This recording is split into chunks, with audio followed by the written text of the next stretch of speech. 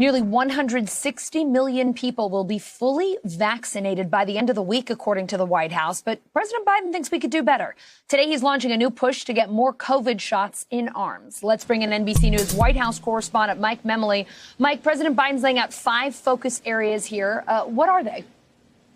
Well, Allison, you mentioned that number, 160 million Americans fully vaccinated by the end of the week. That was one of the 2 goals that the president had set for the 4th of July that they didn't meet. And so we were wondering how the White House would be responding, whether they'd be setting some new goals going forward. And what they offered was this 5-point plan, really, for how they're going to continue to try to keep this vaccine push going. The first is targeted door-to-door, almost campaign-like, trying to target those who haven't been vaccinated to find them and really offer them in person. Secondly, they want to make sure vaccines are available at primary care physicians. The idea being when you go to a doctor's office for a typical checkup, that'll be an option that's almost too easy to turn up if it's there.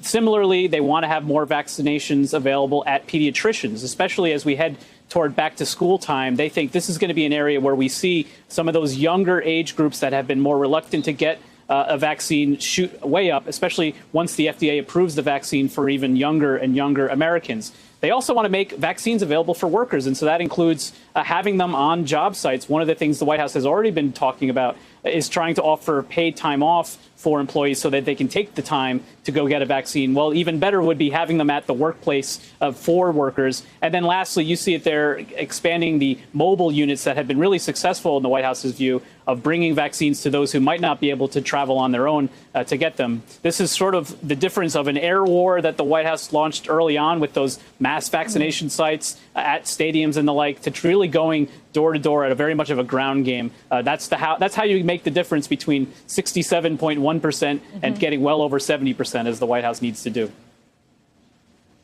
And Mike, look, there's a real delicate balance here, right? We're trying to celebrate progress against the pandemic. We know the White House wants to have that as part of its focus. But you also have to warn about this Delta variant, which is becoming increasingly dangerous.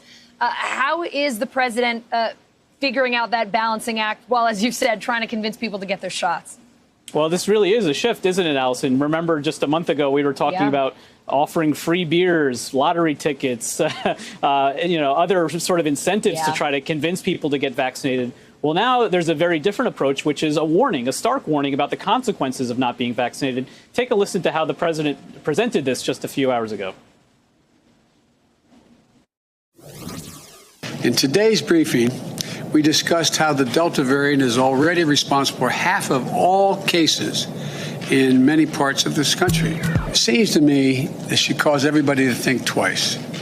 And it should cause reconsideration, especially young people who may have thought that they didn't have to be vaccinated, didn't have to worry about it, and didn't have to do anything about it up to now. But the good news is that our vaccinations are highly effective.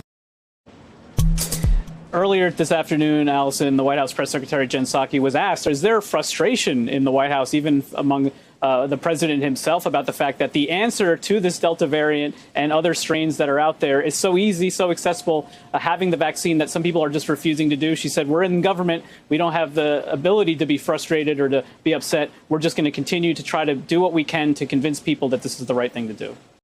Hey, NBC News viewers, thanks for checking out our YouTube channel. Subscribe by clicking on that button down here and click on any of the videos over here to watch the latest interviews, show highlights, and digital exclusives. Thanks for watching.